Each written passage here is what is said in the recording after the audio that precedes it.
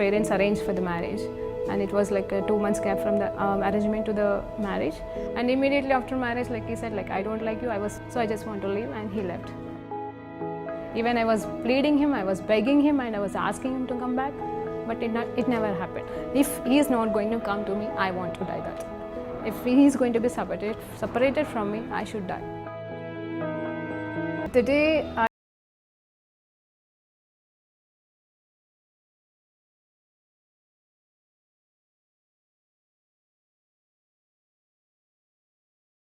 you are not going to do that. Immediately I called to one of my Christian friends, and she shared with me the gospel. On the spot, I accepted Lord as my Savior. The next moment, I felt free from the burdens and all kind of thoughts, and everything left me. Praise Lord అండి. దేవునికి మహిమ కలుగును గాక. ప్రార్థన చేసుకుందాం. పరిశుద్ధుడా గొప్ప దేవా, నీకు స్తోత్రం, స్తుతి, మహిమ, ఘనత, ప్రభావం చెల్లించుకుంటున్నాం. నేను ఈ సమయంలో ఉన్న పాటను మీ పాద సన్నిధికి వచ్చుటకు మీరు మాకు ఇచ్చిన గొప్ప ధన్యతకే వందనాలయ్యా. స్వనీతి, అవును తండ్రి, సెల్ఫ్ రైచియస్నెస్ అనే మాటని బట్టి ప్రభా మేము ఈరోజు ధ్యానిస్తుంటుండగా నైనా తండ్రి, మాలో సెల్ఫ్ రైచియస్నెస్, స్వనీతి ఉండకూడదు, కానీ నీ నీతి ఉండులాగా సహాయం చేయమని, అసలు నీతికి స్వనీతికి డిఫరెన్స్ ఏంటో మేము ధ్యానిస్తుండగా మాతో మాట్లాడమని వేడుకుంటూ యేసుక్రీస్తు నామములో ప్రార్థనతో వేడుకుంటూ పొందుకుంటున్నాం తండ్రి. ఆమేన్. ప్రైజ్ లార్డ్ అండి. దేవునికి మహిమ కలుగును గాక. మరి ఈరోజు దేవాది దేవుడు మనకిస్తున్న వాక్యాంశం ఏంటంటే స్వనీతి అండి, సెల్ఫ్ రైచియస్నెస్.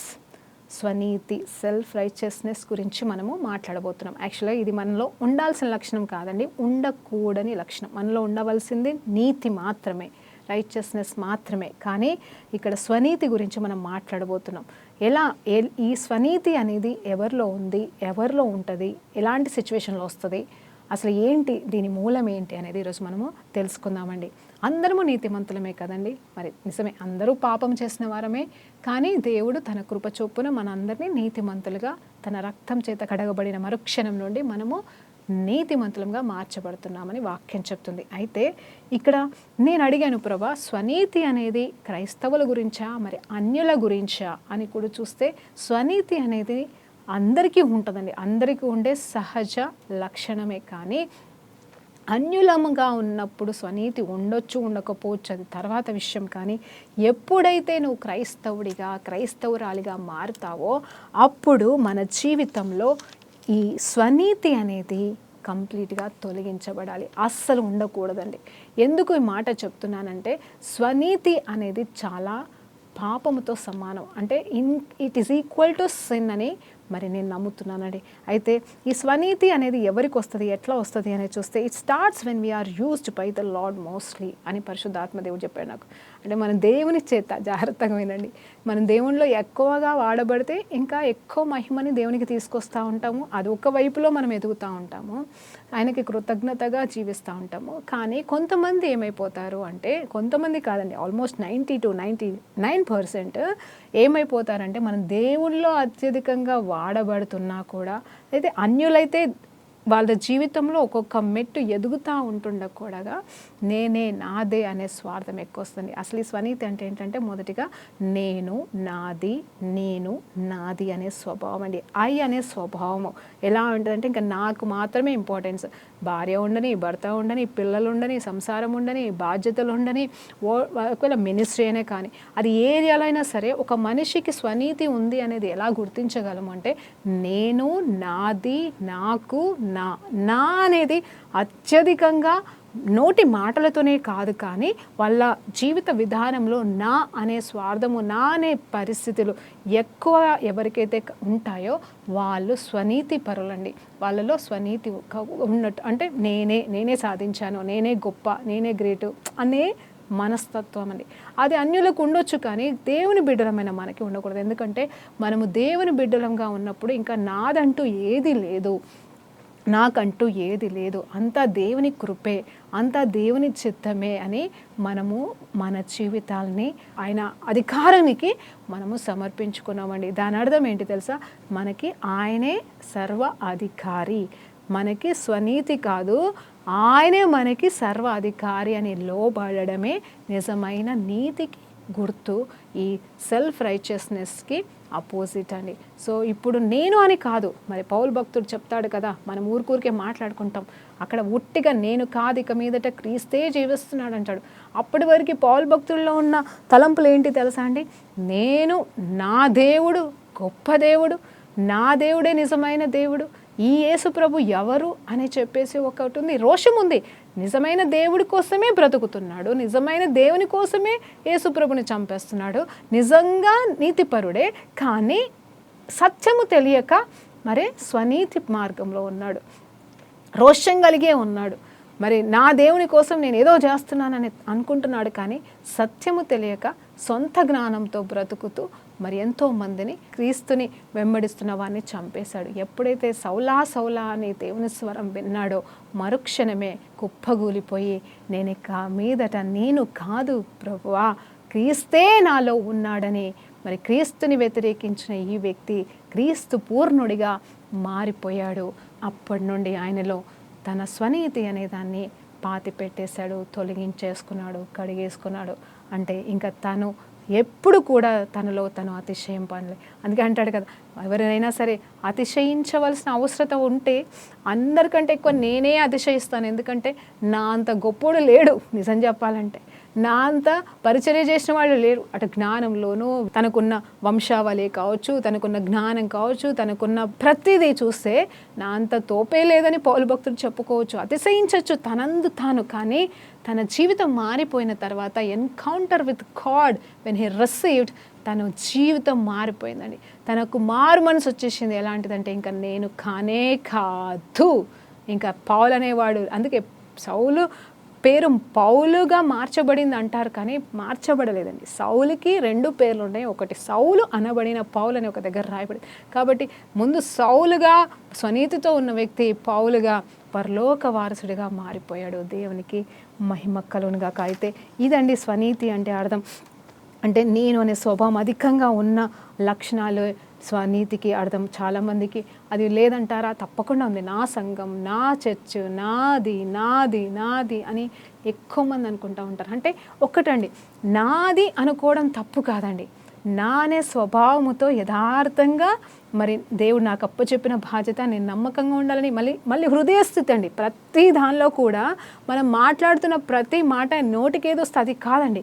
నిజంగా చెప్పాలంటే హృదయస్థితికి కూడా కావాలి. నువ్వు రోషంగా రేషంగా మరి నా అని దేవుని కోసం నువ్వు ప్రయాస పడినా కూడా, అందుకే పౌలు భక్తుడు అందుకే అంటాడేమో, అతిశయించవలసిన అవసరం నాకు ఎక్కువగానే ఉంది, కానీ నా యందు నేను అతిశయించను, కానీ నేను దేని యందు అతిశయిస్తానంటే దేవుని యందు అతిశయిస్తానంటాను. అంటే దేవునిలో నీకు ఆ రోషం ఉండాలి, దేవుళ్ళో నాది అని ఉండాలి, దేవుళ్ళో నాకు నాది అని నీకు పెట్టుకుంటే అది నిజమైన నీతికి గుర్తయిపోతుందండి.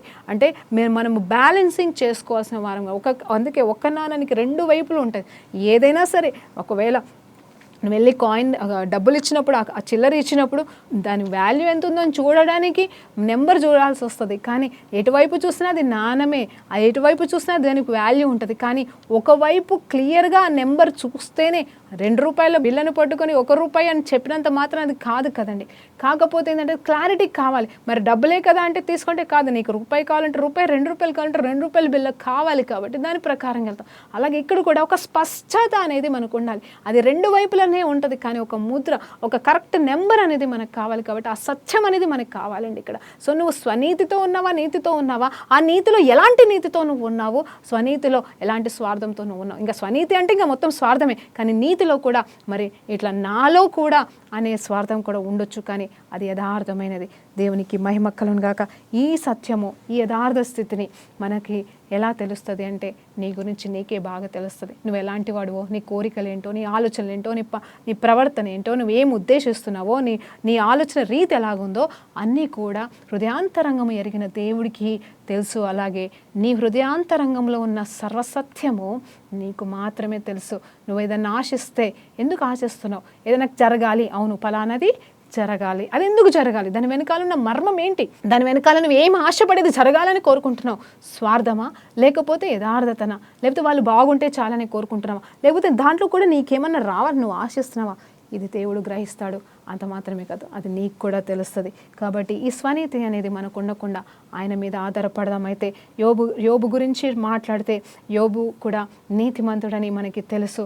శోధించబడిన మీదట నేను సువర్ణంగా మారతానని ధైర్యంగా చెప్తున్నాడు.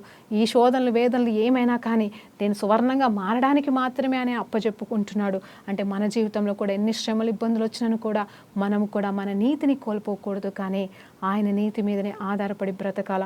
అయితే ఇంకొక మాట ఉంటుందండి, పాపానికి జీతము నరకము, అంటే మరణము అని తెలుసు మనకి. అలాగే నీతి అనేది మనల్ని జీవంలోకి నడిపిస్తుంది అని చెప్పేసి వాక్యం చెప్తుంది. రోమిల రాసిన పత్రిక 5వ అధ్యాయము 6వ అధ్యాయము అలాగే ఆ 2 అధ్యాయాలు మనం పూర్తిగా చదివినప్పుడు ఏముంటుంది తెలుసా? ఆయన ఎలా అంటే మన కోసము వెల చెల్లించి, ఎలా అంటే రక్తము ద్వారా మనల్ని నీతిమంతులుగా మార్చాడు. ఏ రక్తం అండి? నిష్కలంకమైనది, మచ్చలేనిది, పాపము లేని ఆయన పరిశుద్ధ రక్తము మరి మన కోసం చిలకరించబడినప్పుడు ఆ రక్తం ద్వారా మనం నీతిమంతులుగా మార్చబడుతున్నామని మరి మంచిగా వర్ణిస్తూ ఉంటాడు.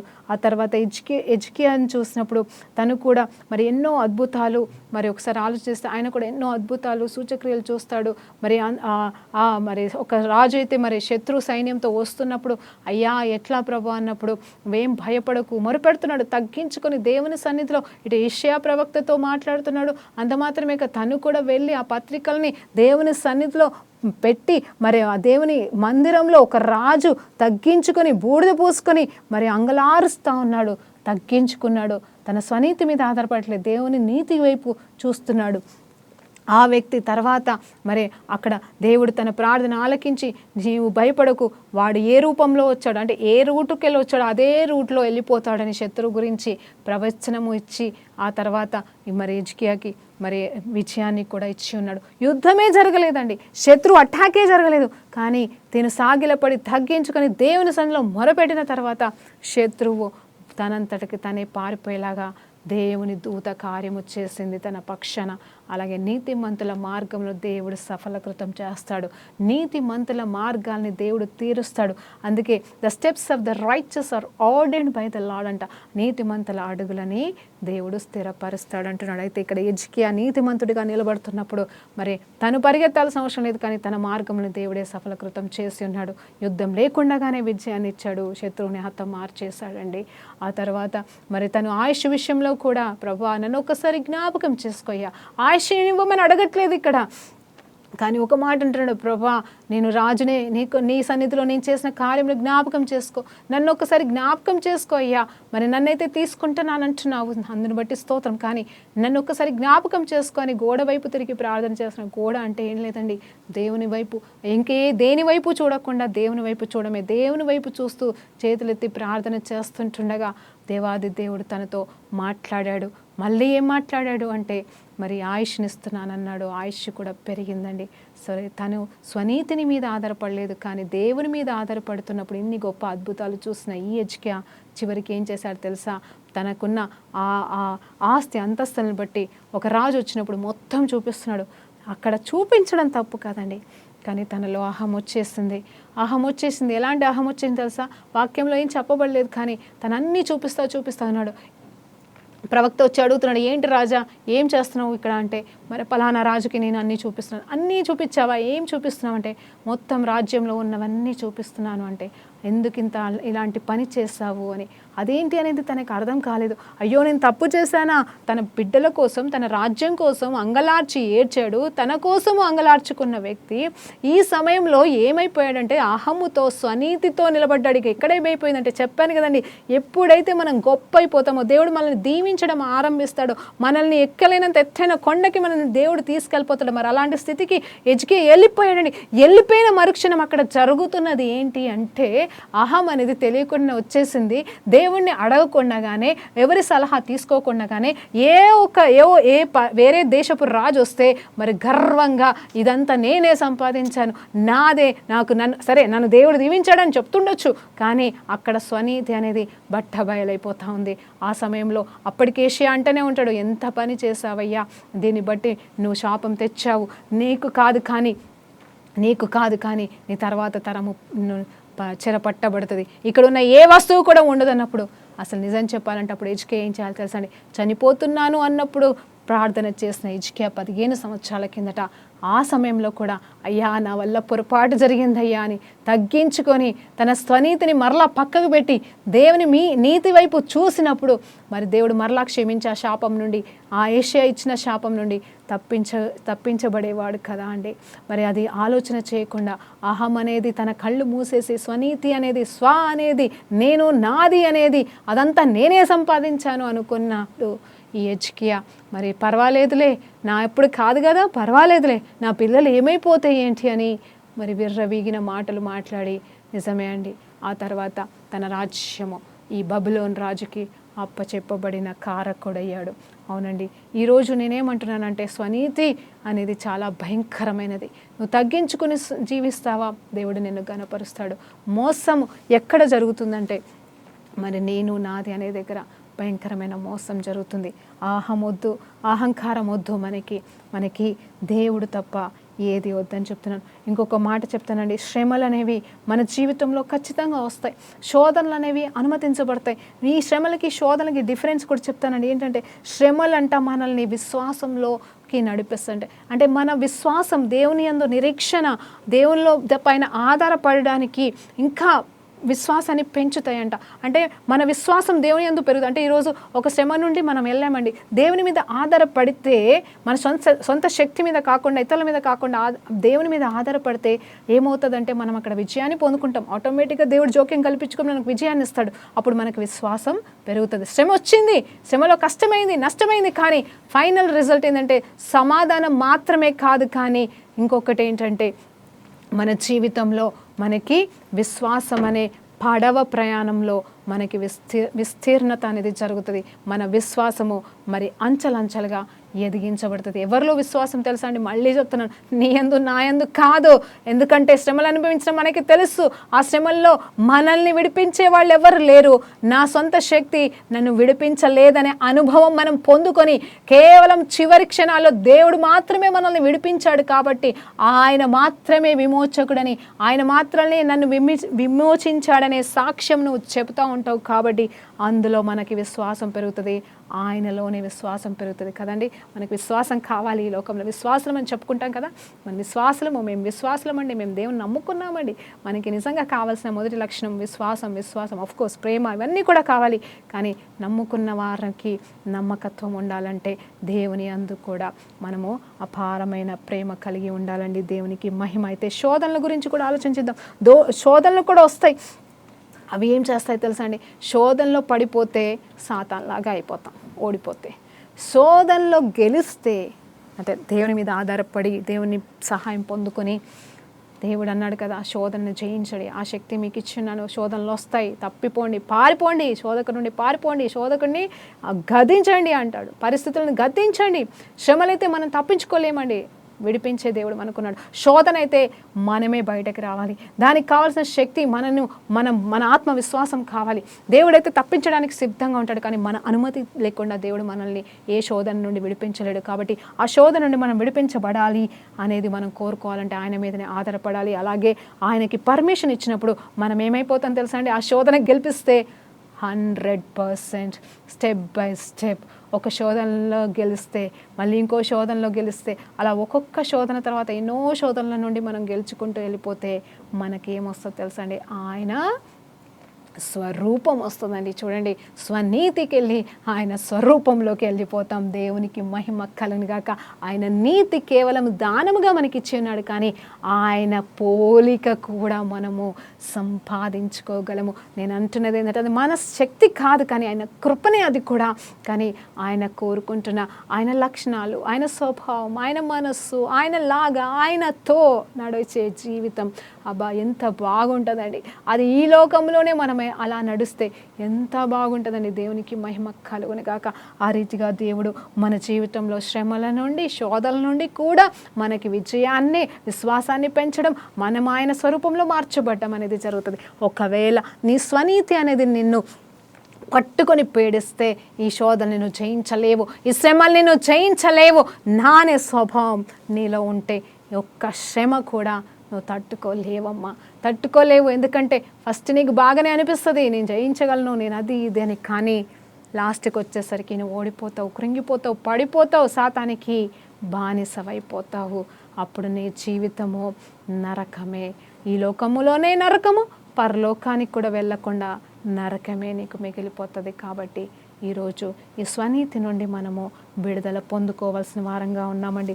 ఆ తర్వాత ఇంకొక మాట కూడా చెప్పి మరి ముగింపులో మరి రోమీల రాసిన పత్రిక 5వ అధ్యాయం 19-20 వచనాలలో క్లుప్తంగా క్లియర్గా రాయబడిందంటే ఆయన కృప అంట విస్తరించబడుతుందంట. ఏ రీతిగా తెలుసా? మన పాపం విస్తరించబడుతుంటుండగా ఆయన కృప కూడా విస్తరించబడుతుంది. అదేంటండి, పాపం విస్తరించబడుతుంటుండగా కృప విస్తరించబడట ఏంటి అనేది కూడా అందరికీ వచ్చే డౌటే. కానీ అక్కడ ఏముంటుంది? By his blood alone we are made righteous and by the obedience of Jesus also by his righteousness అంట. చూడండి, ఆయన విధేయత వలనే, ఆయన కార్చిన రక్తము వలనే, ఆయన వలననే మనకు మరి విమోచన కలిగింది. ఆ విమోచన అనేది మనల్ని నీతిమంతులుగా చేసింది. ఆ నీతికి కారణం ఏంటి అంటే, మరలా చెప్తున్నాను, ఆయన కృప విస్తరణ జరగడమే. ఒకసారి చదువుదామండి. రోమీల రాసిన పత్రిక 5వ అధ్యాయం 19-20 వచనాలు. ఏలయనగా ఒక మనుష్యుని అవిధేయత వలన అనేకులు పాపులుగా ఎలాగూ చేయబడుతారో అలాగే ఒకని విధేయత వలన అనేకులు నీతిమంతులుగా చేయబడుతురు. మరియు అపరాధము విస్తరించినట్లు ధర్మశాస్త్రము ప్రవేశించను, అయినను పాపము మరణమును ఆధారము చేసుకొని ఎలాగు ఏలెనో అలాగే నిత్య జీవము కలుగుటకై నీతి ద్వారా కృపయు మన ప్రభువైన యేసుక్రీస్తు మూలముగా ఏలు నిమిత్తము పాపం ఎక్కడ విస్తరించెనో అక్కడ కృప అపరితముగా విస్తరించెను. ఇక్కడ చూడండి, ఎలాగూ అని మాట్లాడుతూ ఉన్నాడు. అంటే ఎట్లా అనేది చెప్తా ఉన్నాడు. నీతిమంతులుగా చేయబడుదురు అంట. ఎలా?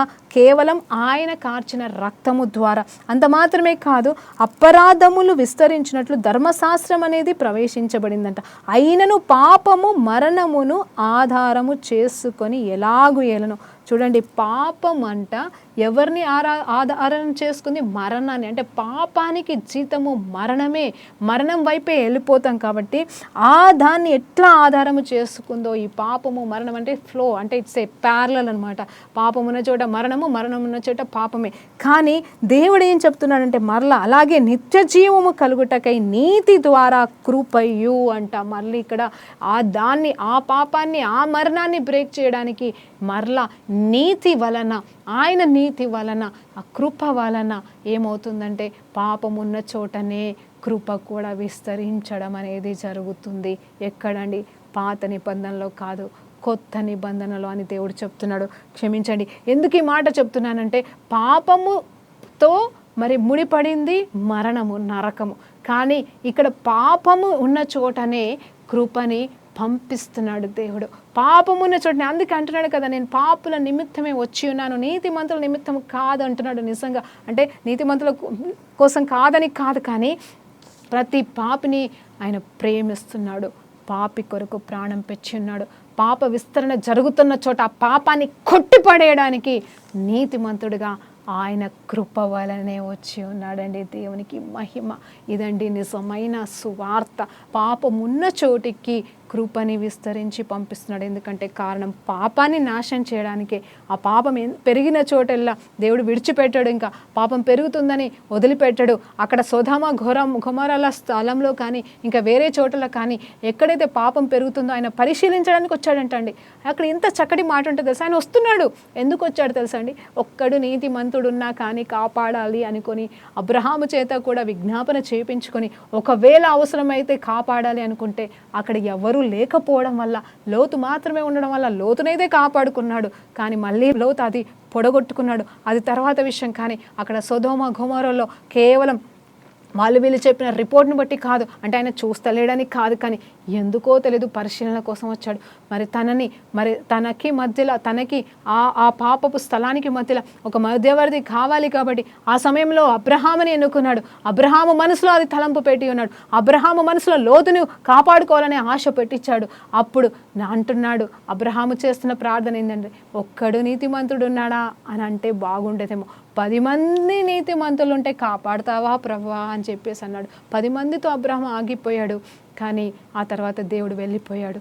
ఇక్కడ చూస్తే అండి, అక్కడ సొదొమ గొమొర్రాని కాపాడలేకపోయాడు దేవుడు. కారణం అబ్రహాం అని నేను తప్పు పట్టట్లేదు, కానీ అబ్రహాం ఇంకొక మెట్టు దిగి, అయ్యా ఒక్కడు నీతిమంతుడు ఉన్నా కానీ కాపాడవా అంటే లోతుని బట్టి ఆ ఊరు రక్షించబడుతుండేనేమో. నిజం చెప్పాలంటే అబ్రహాం ఆ సమయంలో ఓడిపోయాడేమో అనిపిస్తుంది నాకు. కానీ ఇక్కడ ఆ ఒక్క నీతిమంతుడు, ఆ ఒక్క విజ్ఞాపనకర్త, ఆ ఒక్క వెల చెల్లించిన వాడు, ఆ ఒక్క మధ్యవర్తి యేసు ప్రభు ఎవరి కోసం వచ్చాడంటే, ఇంకా ఒక్కరు పాపులు ఒక్కరు కూడా నీతిమంతులు లేరు, ఇంకా ఉండాల్సిన అవసరమే లేదు. అయినా కూడా నేను క్షమించడానికి వచ్చాను. ఈ పాపం ఎక్కడ విస్తరించబడిందో, పాపము పెరగలేదండి, పెరుగుతూ పెరుగుతూ పెరుగుతూ వచ్చింది. కాబట్టి ఆయన కృప పెరుగుతూ పెరుగుతూ వచ్చి ఫైనల్గా క్రీస్తు రూపం అనే ఆ రూపంలో వచ్చి మనకి విమోచన క్రయధనము చెల్లించి ఉన్నాడండి. ఇదండి నిజమైన కృప, నిజమైన నీతి, నిజమైన మరి స్వనీతి ఎక్కడుందో మీరు ఈరోజు పరిశీలన చేసుకోవాలి. నేను మళ్ళీ చెప్తున్నానండి, సేవలో నువ్వు అత్యధికంగా ఎదుగుతూ ఉంటే నీకు స్వనీతి ఆటోమేటిక్గా జబ్బులాగా అంటుకుంటుంది. అదొక జబ్బులాగా అంటుకుంటుందండి, ఖచ్చితంగా అంటుకుంటుంది. దాన్ని మనం కడుక్కుంటూ వెళ్ళిపోవాలి. నా నీతి కాదు, నీ నీతి ప్రభువా అని మనం అప్పచెప్పుకుంటూ వెళ్ళిపోవాలి. తర్వాత రోమీయులకు రాసిన పత్రిక 6వ అధ్యాయం కానీ 6వ వచనం నుండి 16వ వచనాన్ని మీరు ధ్యానిస్తే, అక్కడ కూడా చనిపోయిన వాడు పాప విముక్తుడని తీర్పు పొంది ఉన్నాడు అంట. చనిపోయిన వాడు పాప విముక్తుడు. చనిపోవాలంట. దేనికి చనిపోవాలా? లోకానికి చనిపోవాలా, పాపానికి చనిపోవాలా.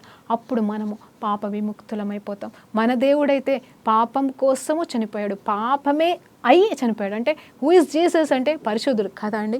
ఆయన పేరు పరిశుద్ధుడు, ఆయనే పరిశుద్ధుడు, పరిశుద్ధుడిగా వచ్చాడు. కానీ ఆయన ఏ రూపంలో చనిపోయాడు తెలుసా అండి? పాపం అనే రూపంలో, పాపాన్ని అంటించుకొని పాపముతో చనిపోయాడు, పాప రూపంలో చనిపోయాడు. శిలువ పైన ఆయన వేలాడుతున్నది ఆయన పరిశుద్ధ రక్తమే కారుతుండొచ్చు, కానీ ఆయన పాపం అయిపోయి చనిపోయాడు.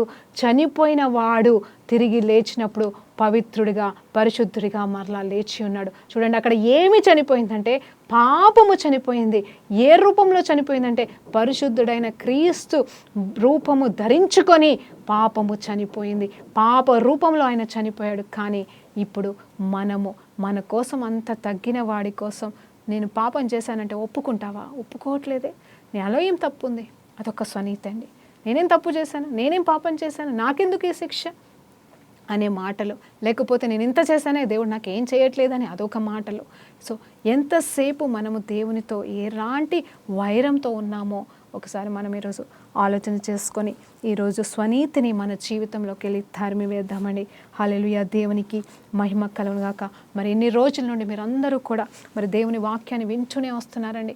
ప్రతిరోజు దేవుని పరిచర్య జరుగుతుంది. మరి వాక్యం రూపంలో ఎంతోమంది దీవించబడుతూ ఉన్నారు, ఎంతోమంది ఆశీర్వదించబడుతున్నారు. నేను ఒక మాట చెప్పాలనుకుంటున్నాను ఏంటంటే, దయచేసి మీరు మరలా వాక్యం వినాలనుకుంటే glorious grace and truth ministries house of prayer YouTube ద్వారా మరి ఎన్నో మెసేజెస్ ఇవన్నీ కూడా అప్లోడ్ చేయబడుతుంది. మీరు మరలా విని దీవించవలసిందిగా, మరి మీరు ఆశీర్వాదం పొందుకోవాల్సిందిగా కోరుకుంటున్నాను. అలాగే మీకు ఎవరికైనా సరే పర్సనల్ కౌన్సిలింగ్ అండి, మీ సమస్యని బట్టి ఎవరికి చెప్పుకోలేని బాధలో ఉన్నారా, ఇబ్బందుల్లో ఉన్నారా, ఇరుకులో ఉన్నారా, నేనేమంటున్నానంటే చెప్పుకోవడానికి కూడా మనుషులు లేని లోకం అండి ఈ రోజులలో.